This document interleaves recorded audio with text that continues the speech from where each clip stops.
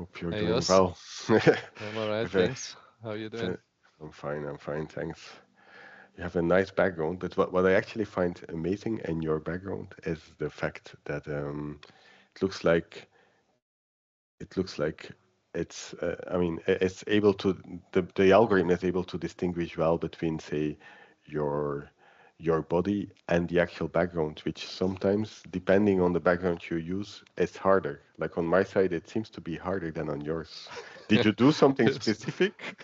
No, I also was surprised. It's the first time I see that background, but my teams just had it pop up, so I'm happy with it. Yeah, the algorithm is Yeah. doing well, indeed.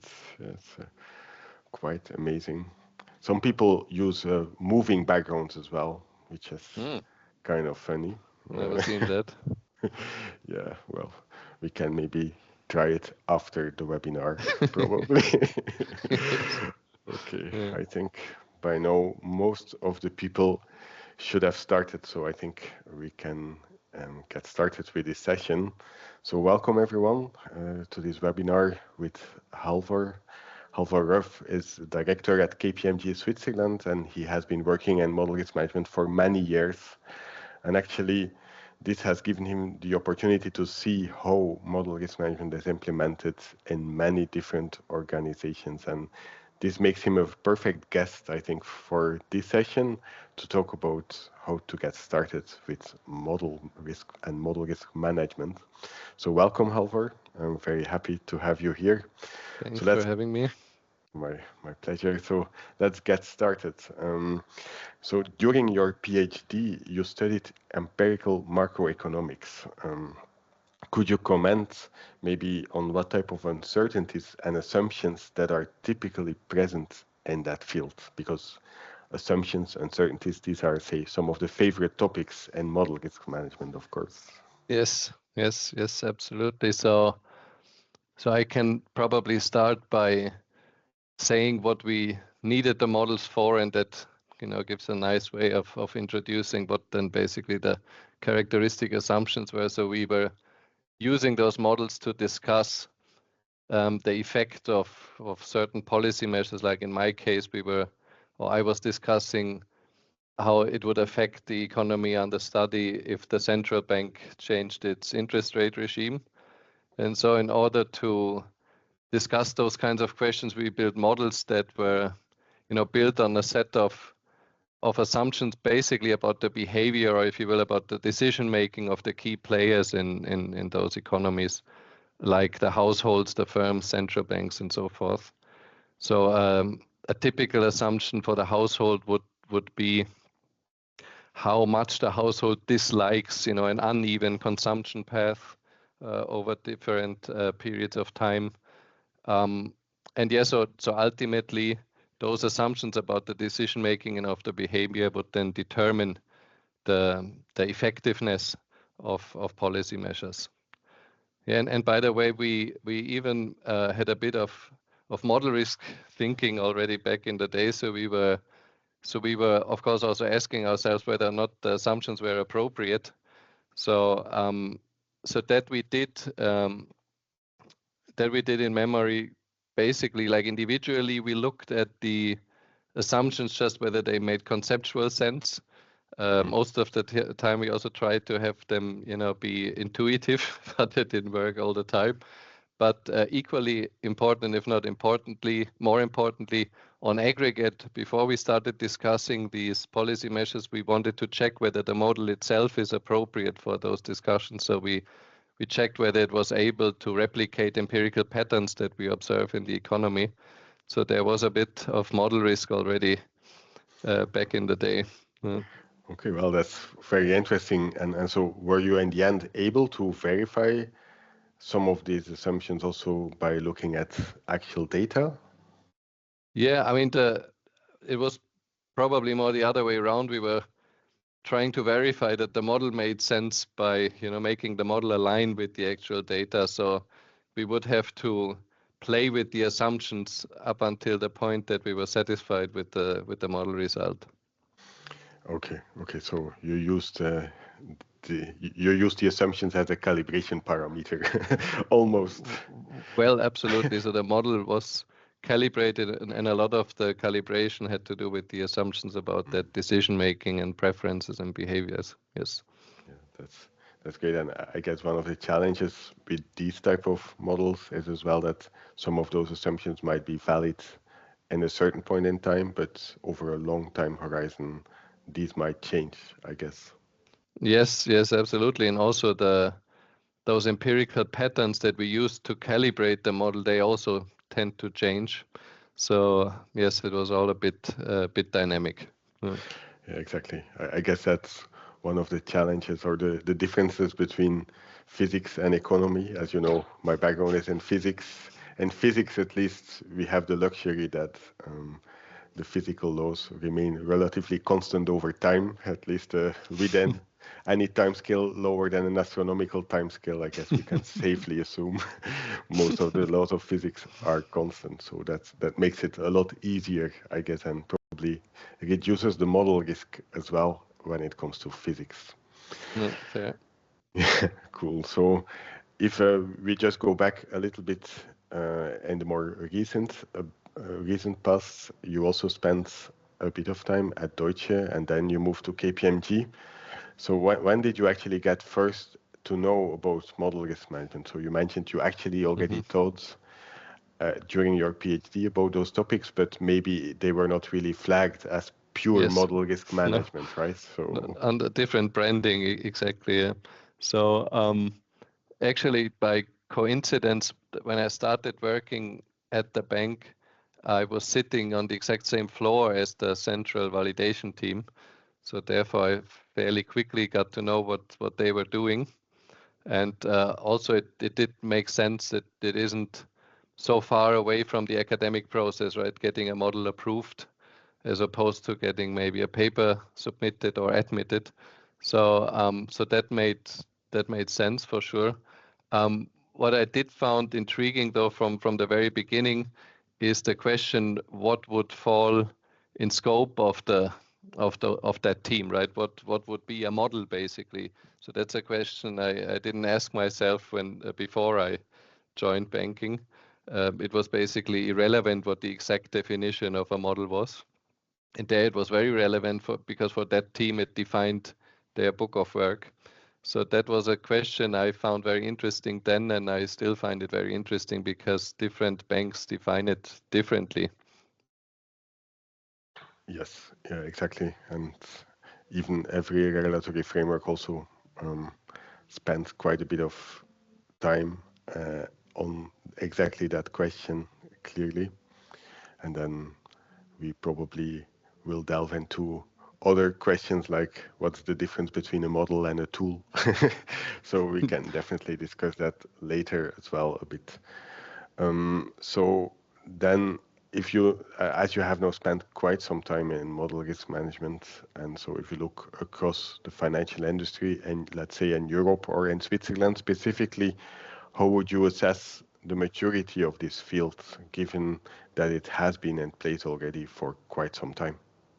Yes, yes. Now, at least if I compare what I saw back then and what I'm seeing now, um, I would say that the maturity has improved very significantly. And what I mainly mean is that the understanding of, you know, a larger number of people within banks of what model risk actually is, that has clearly improved a lot. I would think also from what I'm seeing is that the quality of the independent validation has improved a lot over time. The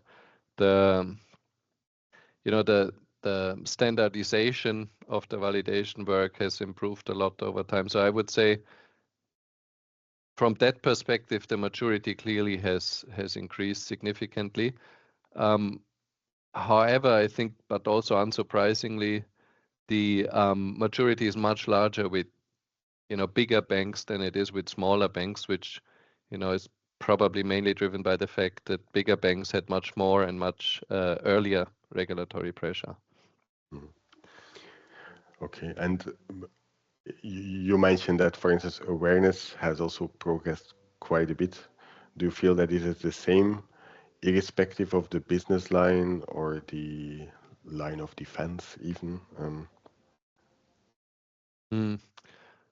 Well, not irrespective of the business line.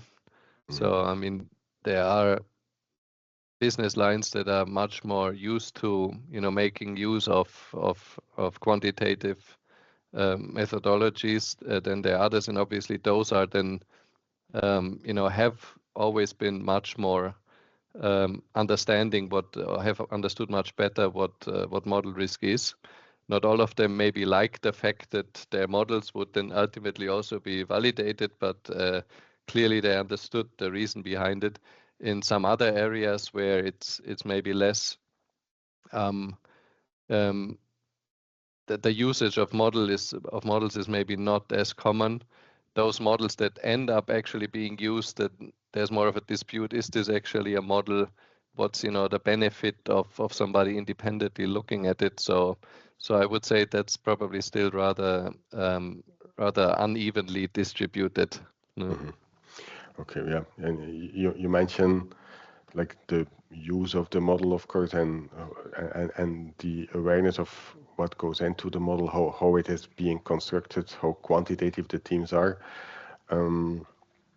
No, but I would argue as well, if you look, for instance, at say machine learning or data science teams who don't have a background in risk, do you see any challenges there? In terms of them, being aware appreciating or appreciating, say, the value that model risk can bring. Well, I think what I at least have found is that even if the term model risk is maybe not used, most of them are somewhat already themselves thinking about what we call model risk. So then it's often more about making sure that we speak the same language, as opposed to convincing them that in itself model risk is something that should be considered. So that's probably more the challenge with, if you will, newer branches of modeling. Yeah, okay. And the fact that, say, in finance, and especially for, say, large organizations who might have had internal models for quite some time as well, and therefore have had to deal with much more regulatory scrutiny than, say, smaller organizations.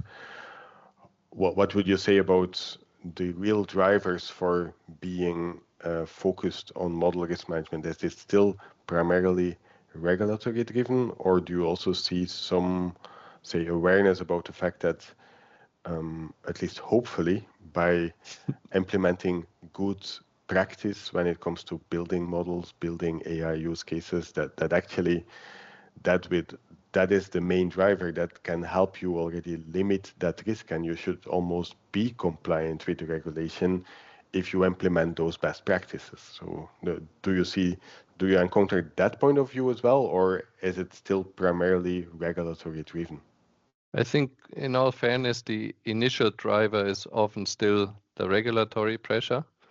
But once a couple of successful validations were executed or performed, and valuable results came out of those validations, and the validation in itself was maybe the thing that needed to be done because of the regulatory requirement, but then the value add of the validation comes on top of that, and is sometimes also unexpected by people who are only wanting to do model risk management because of regulatory pressure. Once that value add is perceived, I think the perception overall changes. But to your question, I think it's fair to say that the initial driver still often is regulation. Okay, and of course, I'm sure you can't disclose any details, but what would you consider, or what do you call a high quality validation, of a value added validation? Can you give some examples? Well, yes, I mean, the value add comes always when the validation is not one-to-one replicating what the model developers did, right? Exactly. But that, I think, has become fairly uncommon.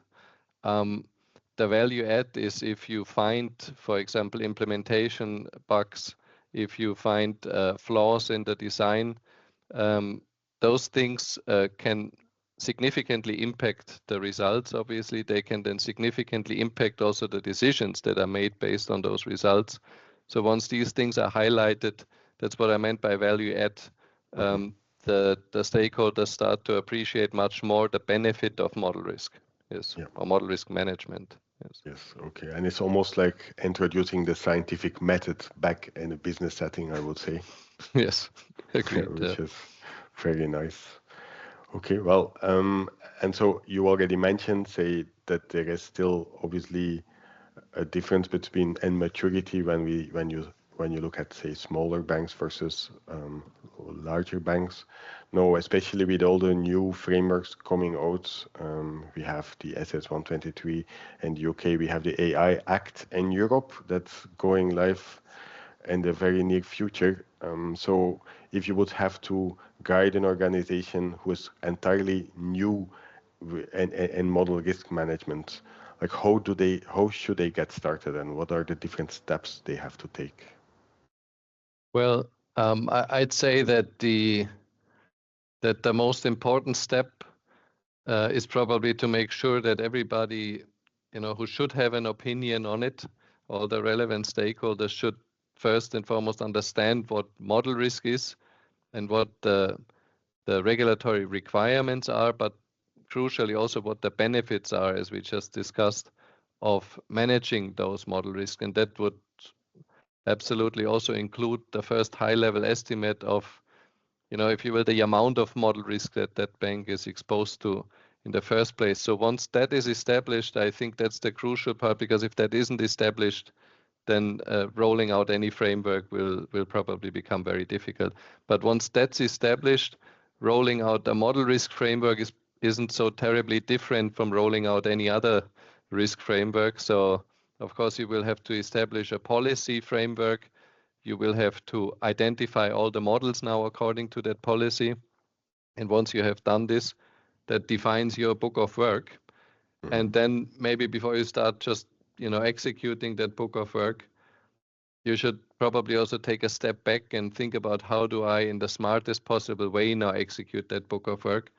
And that's when it becomes probably most interesting for you, because that's when typically technology is becoming a relevant factor.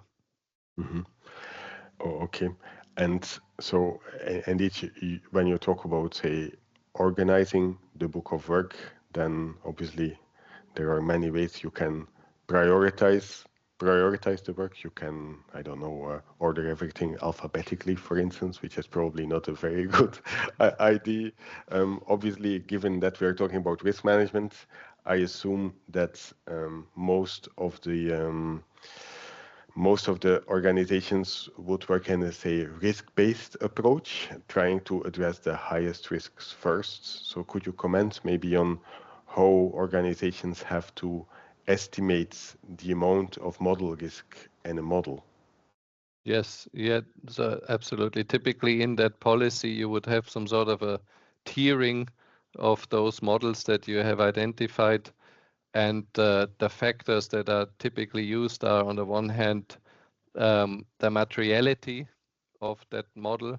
So what would be the impact of a misuse of that model, or of a flawed design, for example, or of implementation error? So how much would that change the outcome of that calculation? How much would it impact relevant metrics like the P&L or risk-weighted assets or so forth? And on the other hand, it's people look at complexity.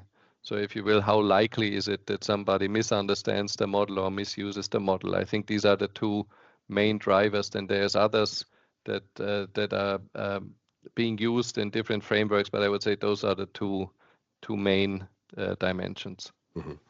And is it then primarily based on that risk tier, basically, that the prioritization of the book of work happens, or are there other contributors typically? I would say this is the primary driver of the prioritization, and it also typically not only defines, in terms of where do I start working myself through the inventory, but it also defines how often do I come back to that particular model and revalidate it. Okay. And then one of the other challenges we see quite a bit is, as you mentioned in the beginning, ideally you want to have, say, stakeholders from the entire organization come together to discuss what is going to be the best way of implementing a model risk management framework, basically. Now, that in itself is often a challenge, right? To get everyone aligned, you almost have to agree by committee about what you are going to do, and everyone has their own priorities. So very often, implementing model risk management is a fairly time-intensive and long process. So would there be any ways, do you see any, or have you seen any, say, success stories where people maybe either started small and then expanded towards the entire organization, or found another way of introducing this in a, say, pragmatic approach that would lead to some tangible results quite quickly? Yeah, no, it's a good question. So I think the framework in itself must be equally applicable to all teams that are using models. At least I wouldn't see any reason why you would treat those teams differently. However, I think what you what you mentioned is like rolling out that framework once it is like formally established. Exactly. And I think, as you mentioned, there is some teams that are, already more familiar, have worked more in the quantitative sphere, understand more what model risk is and what the benefits are of, implementing that model risk framework. So I think in the rollout, it makes a lot of sense to start with those teams, deliver first results, show those benefits and value add as we had discussed them previously for those particular validations, and then, as you say, expand into the other areas. I think that's the more promising approach. And could you comment on, say, first line versus second line versus third line? And here, yeah, I'm talking so about the traditional way in which model risk management is organized. Of course, as, say, first line is the model developers, the people, the teams who build the models. They have a certain responsibility. Second line are the model validators, or the teams who independently review these models. And then third line is audit, who is verifying basically that the process between first and second line is working correctly and that there are no residual risks left untouched. So I guess when you are rolling out a framework, you would immediately probably have already those three lines of defense. Still, the roles and responsibilities for each of those lines can evolve over time. So what's like a good starting point for each of these lines? Well, I'd say that roles and responsibilities you define probably in the very beginning when you write the policy framework. Now the question is, of course, if everybody who, in the view of the person who wrote the policy is now a first line of defense individual, for example, because the model risk function or the risk control function says that this person has now developed a model according to the policy. Now, it might well be that this person doesn't share that interpretation in the first instance, but I think what I'm trying to say is that the roles, I think, should be fixed in the beginning. I don't think that Yes. evolves much. It's more that the appreciation of the individuals that have those roles, that this is evolving over time. And I think it's least difficult with the second line, because the second line typically sits in the control function that ultimately also sets up the framework and the policy. So that Exactly. function understands best its roles and responsibilities. With the first line, people will absolutely understand that role, but may not agree with it, with all of the responsibilities that come with it. And then the third line typically has a role that is not different from any other risk area. So therefore, for the third line, I also have rarely experienced like problems in understanding their role within the overall model risk framework. So it's mostly, I believe, that the first line initially maybe doesn't like all those responsibilities that come with the framework. Okay, so in that case, on top of, say, using the risk-based prioritization, maybe organizations have to find, so say, those few models where, say, they expect that a validation will actually lead to a lot of value add, I imagine. Ideally, yes. To get buy-in from the first line, indeed. Okay, and so of course, when you get started with model risk management, it might be the case that you only have very few models, right? And in that case, suppose that you are in such a place, you only have, say, 2, 3, 4 models. Maybe one has been developed internally, 3 you have procured, and then in certain geographies, it might be the case that there is no like specific model risk management regulation in place that is applicable to, I mean, directly applicable to you. Obviously, there is always a way in which model risk contributes, but still. So in that case, I think like executives might think about model risk as more of an additional cost, and maybe it's sufficient to have it implemented in an extremely pragmatic way. So could you stillman that case? Like what could be good reasons to actually do start to invest in this topic from the start, really? Well, I think that first it's probably about finding out whether there really are only those 3, 4 models, right? So it's, but I think generally speaking, it's probably about finding out how much model risk is there, once you look at it really in a systematic manner. And then I think it's fair that if there is very limited model risk, and the benefit of rolling out a systematic framework to deal with model risk will also be rather limited. But if there is significant model risk, then I think the benefit of systematically managing that model risk should also be rather obvious. So it's probably, again, about really understanding what's the model risk that this particular bank is exposed to, and then making the relevant stakeholders really understand what that amount of model risk is and what model risk management can do, and then I think it's probably no longer that kind of a discussion that it is only an additional cost. Yeah. Okay. Well, that's clear. A question I would have immediately is, how do you make model risk more visible? Because we all know about the very famous model risk management incidents like the London whale or even the credit crisis in 2008 to some extent.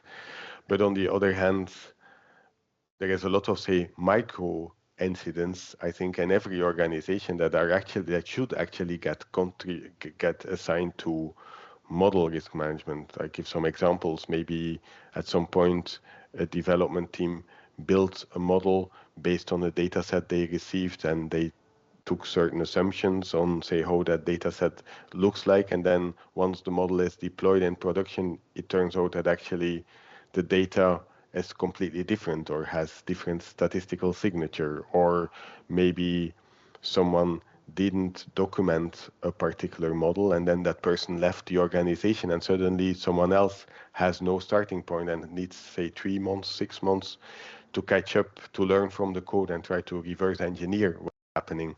So all of these are, to a certain extent, model risk management incidents, but they're very often invisible, say, to especially the leadership who might not be aware. So how do you actually make model risk management more tangible? Is there any good practices that you have come across to make this more visible, to get buy-in from people? I think it's a very good question. I would still think the only way to really do it is to systematically identify what are the models that are being used by that organization, and depending on what kind of a business that particular bank is running, already where to look for models. So I mean that the obvious candidates you will probably find rather quickly, and then based on that you can already start explaining why it makes sense now to make sure that these models perform as they should. But yeah, like I said, it's really very much about the individual case, how much model risk there really is for that particular bank.